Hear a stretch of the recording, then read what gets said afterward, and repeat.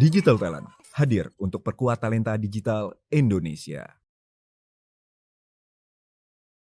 Saya Fris dan selamat datang di Daily First. Video kali ini saya akan menjelaskan tentang dunia percovidan.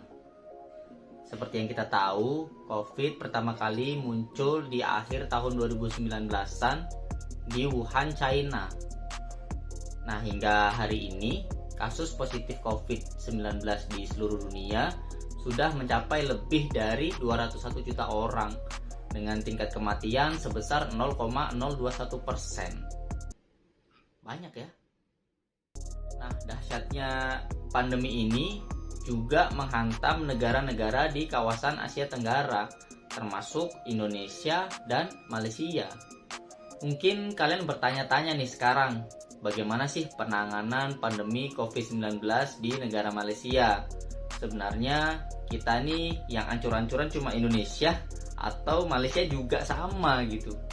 Nanti tolong berikan pendapat kalian di kolom komentar ya. Di Asia Tenggara, Malaysia mempunyai angka kasus positif terbesar ketiga setelah Indonesia dan Filipina.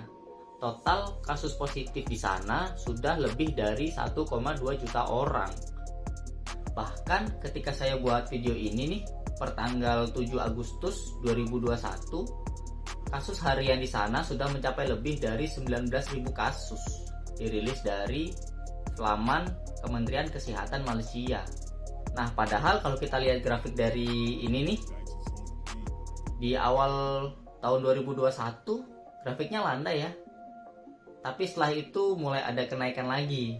Nah, karena lonjakan kasus ini, akhirnya pemerintah Malaysia memberlakukan lockdown nasional yang dimulai tanggal 1 Juni hingga 2 minggu ke depan.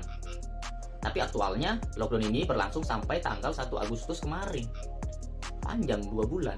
Kondisi fasilitas kesehatan di sana pun mirip-mirip dengan di Indonesia, seperti rumah sakit yang sudah mulai penuh, kemudian suplai obat-obatan yang kurang, dan tentunya diperparah dengan penambahan kasus COVID-19 yang terus meningkat. Hanya saja, bedanya di Malaysia untuk proses vaksinasinya dikebut. Sampai saya buat video ini, sudah lebih dari 25% penduduk Malaysia yang sudah divaksinasi lengkap atau divaksin dosis kedua. Sebagai gambaran, di Indonesia dengan penduduk 270 juta orang, baru sekitar 11,3% yang sudah divaksin dosis kedua. Nah, dampak penerapan lockdown nasional di sana sangat berimbas kepada masyarakat kelas menengah ke bawah, karena sebagian besar dari mereka kehilangan pekerjaan dan mata pencaharian mereka. Di sisi lain juga muncul banyak protes di berbagai tempat yang menentang lockdown ini.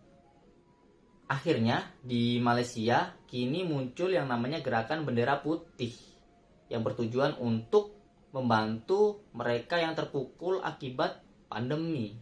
Nah, jadi gini, ketika hidup kalian itu benar-benar terpukul karena pandemi dan kalian butuh bantuan dari orang lain, kalian bisa pasang bendera putih di depan rumah kalian.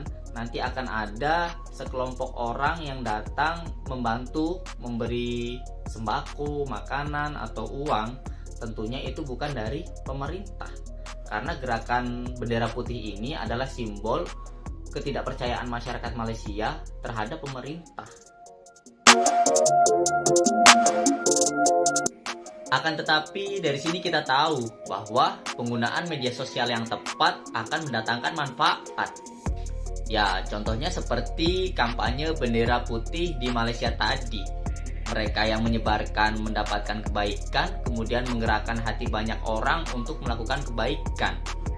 Orang yang membutuhkan bantuan mendapatkan uluran tangan. Jadi bagaimana pendapat kalian tentang penanganan pandemi COVID-19 di negara Malaysia? Silahkan tulis di kolom komentar. Sekian video kali ini karena keadilan sosial bagi seluruh rakyat Indonesia.